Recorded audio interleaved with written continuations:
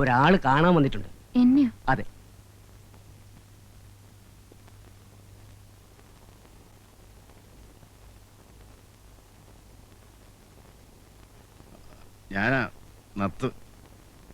ഞാനാണെന്ന് വിചാരിച്ചില്ലല്ലേ? തോന്നി. അല്ലാതെ എന്നെ അന്വേഷിച്ച് വരാൻ അധികം പേരില്ലല്ലോ. പക്ഷെ വരവ് ഇതുപോലെ ആയിരിക്കും വിചാരിച്ചില്ല. ക്ഷമിക്കണം, ഒരിച്ചിരി കഴിച്ചിട്ടുണ്ട്.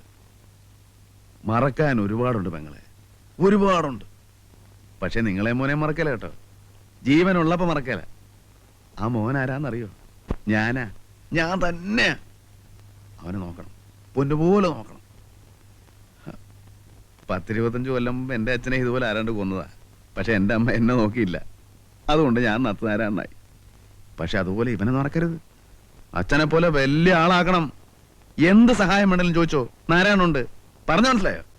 മനസ്സിലായി. ഒരു സഹായം വേണം. മേലാൽ എന്നെ കാണാൻ ഇതുപോലെ വരരുത്. ഞാനും എൻ്റെ മോനെ എങ്ങനെയെങ്കിലും കഴിഞ്ഞോളാം.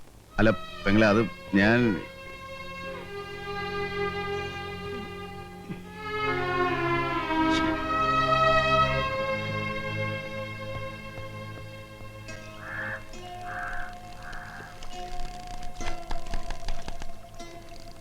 എടാ, അവര് പറഞ്ഞതിൽ എന്താ തെറ്റ്?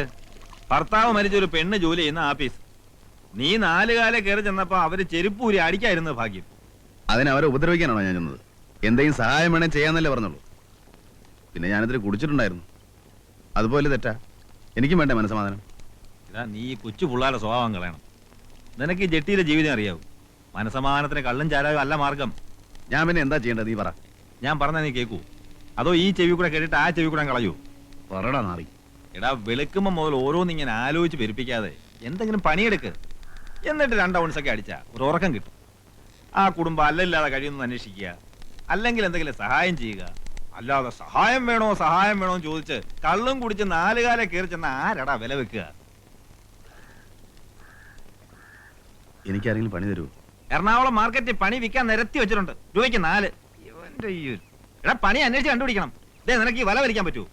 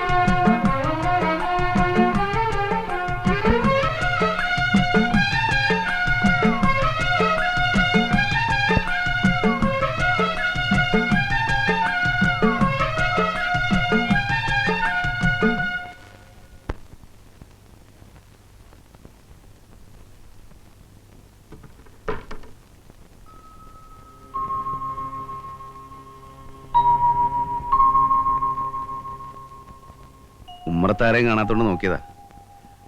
കഴിഞ്ഞ ദിവസം ഓഫീസ് വന്നപ്പോ ഇത്തിരി വീലായിരുന്നു. സാരില്ല. മോനോ? ഉറക്കം. അച്ഛൻ പിന്നെ വന്നോ? ഇല്ല, കത്തുണ്ടായിരുന്നു. സാറിന്റെ വീട്ടിൽ നിന്ന് ആരെങ്കിലും? ഇല്ല. വിഷമിക്കണ്ട, ആരും ഇല്ലെങ്കിലും ഞങ്ങളൊക്കെ ഇല്ലേ നാട്ടില്. എനിക്ക് വിഷമമൊന്നുമില്ല. ഇത്രേ വിധിച്ചിട്ടുള്ളൂ.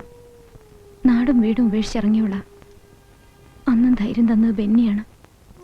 എല്ലാം സഹിക്കാൻ ധൈര്യം തന്നുകൊണ്ട് ഇപ്പോഴുണ്ട് കൂടെ. കേറിയിരിക്കാം. ഇല്ല, പണിയുണ്ട്. എവിടെ?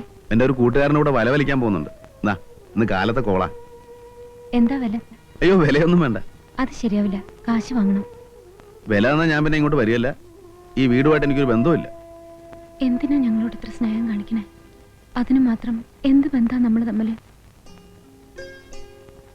എനിക്ക് 2 അനിയത്തിമാരാ, ഒരാങ്ങളയില്ല. പോട്ടെ, സമയം കിട്ടുമ്പോ വരാം. ഒരു കാര്യം ചോദിക്കട്ടെ? അന്ന് ഓഫീസിൽ വന്നപ്പോ എന്റെ അച്ഛനെ ഇതുപോലെ കൊന്നതാണെന്ന് പറഞ്ഞല്ലോ. ബെന്നിയെ കൊന്നതാണെന്ന് എന്തെങ്കിലും സംശയമുണ്ടോ? ഞാൻ അങ്ങനെ പറഞ്ഞോ? പറഞ്ഞു. അത് വെള്ളത്തിന്റെ പുറത്ത് നാക്ക് പഴിച്ചിട്ടെന്തെങ്കിലും, അല്ലാതെ എനിക്കങ്ങനെ സംശയം തോന്നിട്ടില്ല. എനിക്കുണ്ട്. കാരണം ബെന്നി മദ്യപിക്കാറില്ല. മറ്റേതെങ്കിലും വണ്ടി ചെന്ന് ഇടിച്ചിട്ടില്ല. പോലീസ് പറയണ പോലെ പാലത്തിന്റെ സൈഡിൽ ചെന്ന് ഇടിച്ച് ഇത്രയും ദൂരം തെറിച്ചു വീഴാൻ മാത്രമുള്ള സ്പീഡില് ബെന്നി വണ്ടി ഓടിക്കാറുമില്ല. അതിപ്പോ എന്ത് സംഭവിച്ചു എന്ന് നമുക്ക് പറയാൻ പറ്റില്ല. ബെന്നിക്ക് ധാരാളം ശത്രുക്കളുണ്ട്. ഏതായാലും ഒരു അന്വേഷണത്തിന് ഞാൻ പെറ്റീഷൻ കൊടുക്കാൻ പോവാ. സഹായത്തിന് കൂടെ ഉണ്ടാവുമല്ലോ.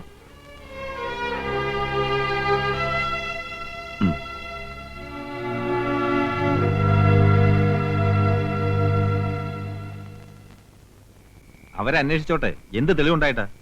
നീ ഇങ്ങനെ പേടിക്കേണ്ട ഒരു കാര്യമില്ല. പേടിയല്ലടാ, പോലീസ് പിടിക്കുകയോ കൊല്ലുകയോ എന്ത് വേണം ചെയ്തോട്ടെ. ഇത്ര നാളും കള്ളക്കളി കളിക്കായിരുന്നു എന്ന് ആ പെൺകുട്ടി അറിഞ്ഞ ഒരു മണ്ണാങ്കട്ടെ അറിയില്ല. നീ ഈ വെപ്രാളം കാണിച്ച് അറിയിക്കാതിരുന്നാ മതി. എന്തറിയിക്കണ കാര്യം പറയണേ? അല്ല, ഈ ബോട്ടിലും ജെട്ടിയിലും കടത്തിണ്ണയിലും ഒക്കെ കിടന്ന് ഉറങ്ങിയിട്ട് ഇപ്പം വീട്ടിന്റെ തിണ്ണെ കിടന്നപ്പോ ഉറക്കം വരുന്നില്ലാന്ന്. ഈ പറയുന്ന ആൾ അത്ര കളിയൊക്കൊന്നും വേണ്ട കേട്ടോ. കല്യാണം കഴിഞ്ഞ ഇടയ്ക്ക് ഹോട്ടൽ മുറി കിടന്നിട്ട് ശ്വാസം മുട്ടുന്നെന്നും പറഞ്ഞ് എന്നെ അകത്തിട്ട് പൂട്ടിയിട്ട് പീഡിയത്തിനെ പോയി കിടന്ന ആളാ. അതിന്റെ സുഖം നിനക്കറിയില്ല അല്ലടാ. എടുത്ത് ഉറങ്ങിക്കോ, നാളെ പണിയുള്ളതാ.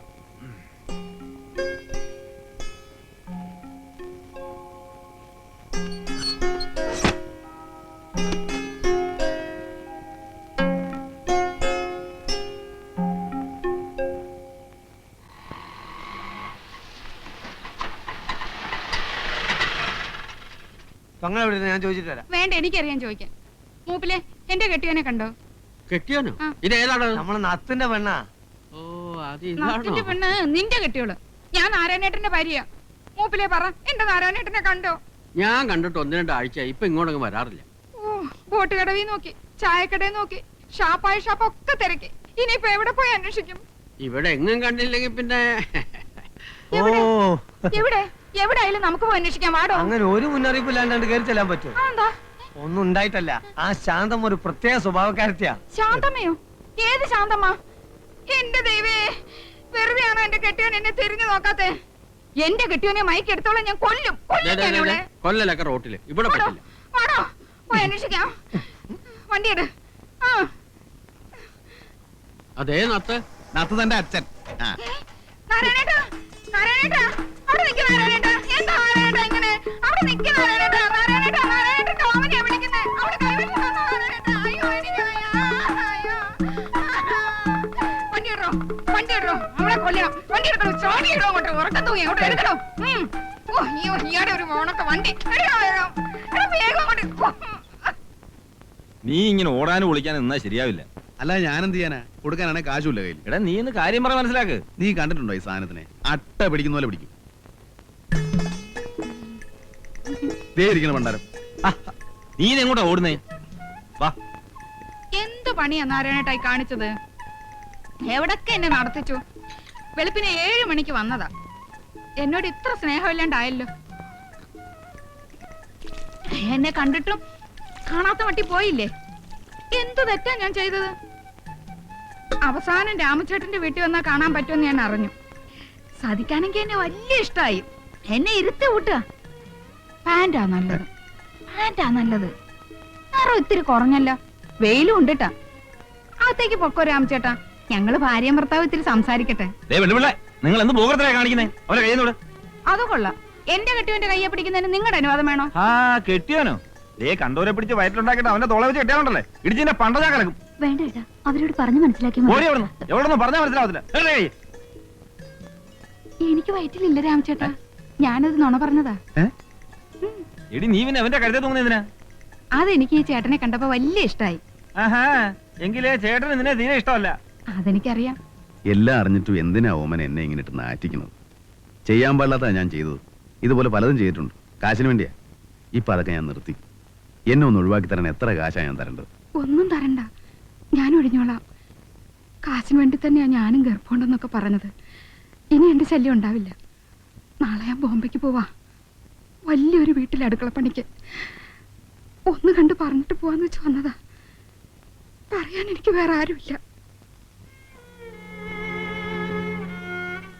മൂപ്പരോട് മാത്രമായിട്ട് ഞാനൊന്ന് സംസാരിച്ചോട്ടെ.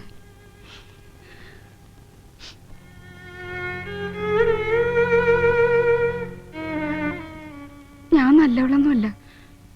നിന്ന വീടുകളിലൊക്കെ പലരും എന്നെ ചീത്തയാക്കിയിട്ടുണ്ട്. എന്നാലും മനസ്സിൽ വലിയ ആശയായിരുന്നു ഒരാണിന്റെ കൂടെ കെട്ടികളായിട്ട് ജീവിക്കണമെന്ന്. സമയത്ത് കെട്ടിച്ചേരാനും കെട്ടാനും ആരും ഉണ്ടായിരുന്നില്ല. 12 വയസ്സിൽ തുടങ്ങിയതാ കണ്ടവന്റെ പാത്രം കഴുകല്. അച്ഛനും അമ്മയ്ക്കും ശമ്പളം മാത്രം മതിയായിരുന്നു. അതുപോട്ടെ, മരിച്ചവരെ എന്തിനാ കുറ്റം പറയണേ? ഏതായാലും ഇനി എന്നെ പേടിക്കണ്ട, ഞാൻ തിരിച്ചു വരില്ല. കാശിന് വേണ്ടി ചെയ്തതാണെങ്കിലും മരിക്കണവരെ ഈ താലി ഞാൻ ഇട്ടോട്ടെ. ഇഷ്ടമല്ലെങ്കിൽ വേണ്ട, ഞാൻ അടിച്ചു.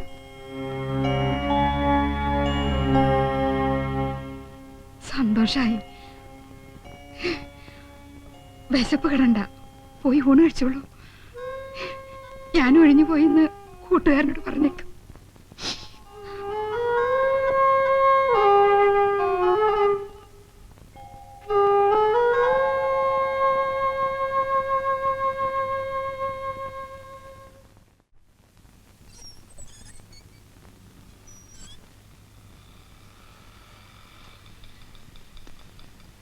എങ്ങോട്ടാ? മോന് കുത്തിവെപ്പിച്ചിട്ട് വരിക പോളിയൊക്കെ. ഇവിടെ അടുത്താണോ വീട്? ഞാനിവിടെ പതിവായിട്ട് മീൻ കൊടുക്കുന്നൊരു വീട്ടിൽ വന്നത്. ഞാനിപ്പോ കൂട്ടുകാരനോട് താമസം. അപ്പൊ സ്വന്തം വീടോ? വീട് സ്വന്തം വീടൊന്നുമില്ല. ബന്ധുക്കളൊക്കെ? അങ്ങനെ ഒരു പൊല്ലാപ്പില്ല. അച്ഛൻ മരിച്ചുപോയെന്ന് ഒരിക്കൽ പറഞ്ഞത് ഓർമ്മയുണ്ട്. അമ്മയോ? അമ്മയും ഉണ്ടോന്നറിയില്ല. നാട് വിട്ട് കാലം കുറയല്ലേ. 8-9 വയസ്സുള്ളപ്പോ കള്ളവണ്ടി കയറിയതാ അമ്മയുടെ കല്യാണത്തിന്റെ അന്ന്. അമ്മയുടെ കല്യാണോ? 2ാം കെട്ട്. ഇപ്പൊ ചിരിച്ച പോലെ ചങ്ങാതിമാര് ചിരിച്ചപ്പോ വിട്ടു. പിന്നെ തിരിച്ചു പോകാനൊരു മടി. അന്ന് ഈ ചായക്കടയിലൊക്കെ ചെല്ലുമ്പോ എന്നും പത്രം നോക്കും. കണ്ടവരുണ്ടോ, മകനെ മടങ്ങി വരൂ, അങ്ങനെ വല്ലതും ഉണ്ടോന്ന്. എവിടെ? കത്തയച്ച് നോക്കി, അതിനുമില്ല മറുപടി. പിന്നെ ഇവിടെ അങ്ങ് കൂടി. അല്ല ചാവാൻ പറ്റുമോ? മീനിടാൻ പോന്നു ചേരട്ടെ, വറക്കാം. വേണ്ട. എന്നാ ചെയ്യുന്നതിനും പോട്ടെ.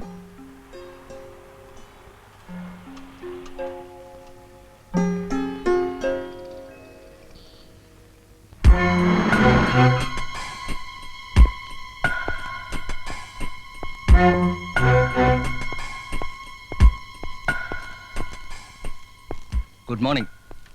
Good morning. ഇരിക്കി. നമ്മൾ തമ്മിൽ പരിചയപ്പെട്ടിട്ടുണ്ട്. Circle inspector Sreekumar. ഉവ്വ്, ഓർമ്മയുണ്ട്. ഞാൻ വന്നത് നമ്മുടെ ഒരു സ്കൂട്ടർ ആക്സിഡന്റിൽ മരിച്ചില്ലേ? ഉവ്വ്, ബെന്നി. ഭയങ്കര കഷ്ടായി പോയി. ഭാര്യയും കുഞ്ഞും കഷ്ടം. പക്ഷെ ആ സ്ത്രീ ഇപ്പൊ ഒരു പെറ്റീഷൻ തന്നിരിക്കുന്നു. അവർക്ക് ആ മരണം ഒരു കൊലപാതകമാണോ എന്ന് സംശയമുണ്ട്. ഏയ്, അതൊരിക്കലും അല്ല. താങ്കൾക്ക് അത് ഉറപ്പാണോ? ഉറപ്പെന്ന് പറഞ്ഞ പത്രത്തിലുണ്ടായിരുന്നു. പിന്നെ പോലീസ് റിപ്പോർട്ട് അതാണല്ലോ. അതെ, എസ്ഐയുടെ അഭിപ്രായം അതാണെന്ന് വെച്ച് സത്യം അതായിരിക്കണമെന്നില്ലല്ലോ. ഒരു 6 മാസം മുമ്പ് ഇതുപോലെ ട്രെയിനിന്റെ അടിയിൽപ്പെട്ട നിലയിൽ ഒരു ബോഡി കിട്ടി. സൂയിസൈഡ്. പക്ഷെ പിന്നീട് എനിക്ക് തോന്നി it was a murder. Karim ഭായ് എന്ന് പറയുന്ന ഒരു ഗുണ്ടയുണ്ട്, അറിയോ? ഏയ്, ഗുണ്ടകളായിട്ട് എനിക്ക് യാതൊരു ഇടപാടുമില്ല. A very notorious criminal. അവൻ കൊന്നതാ. അതൊരു മർഡർ കേസായി പ്രൊസീഡ് ചെയ്യാൻ ഞാൻ തീരുമാനിച്ചതാ. പക്ഷെ മരിച്ചയാളുടെ ബന്ധുക്കൾക്ക് കരീമിനെ പേടി. ക്ലോസ് ചെയ്ത ഒരു കേസ് കുത്തിപ്പൊക്കണ്ടെന്ന് മേളിൽ നിന്നുള്ള ഓർഡർ. ഞാൻ വിട്ടു. പക്ഷെ അവനെ ഞാൻ പിടിക്കും. അല്ല, ഇതൊക്കെ എന്നോട് പറയുന്നതിന്റെ ഉദ്ദേശം എനിക്ക് മനസ്സിലായില്ല. ഒന്നുമില്ല, സംസാരിച്ച കൂട്ടത്തിൽ പറഞ്ഞെന്ന് മാത്രം. ഈ ബെന്നി ആളെങ്ങനെയാ? സുമുഖൻ, സുന്ദരൻ. ഞാൻ അയാളുടെ സ്വഭാവമാണ് ചോദിച്ചത്. ഇത്തിരി കടുംപിടുത്തക്കാരനാണ്. എന്ന് വെച്ചാൽ കൈക്കൂലിക്ക് മറിയില്ലെന്നർത്ഥം. അയാൾക്ക് ശത്രുക്കൾ ആരെങ്കിലും ഉള്ളതായിട്ട് അറിയോ? ശത്രുക്കളായിട്ട് ആരെങ്കിലും ഉണ്ടോന്ന് ചോദിച്ചാ ശത്രുക്കളില്ല.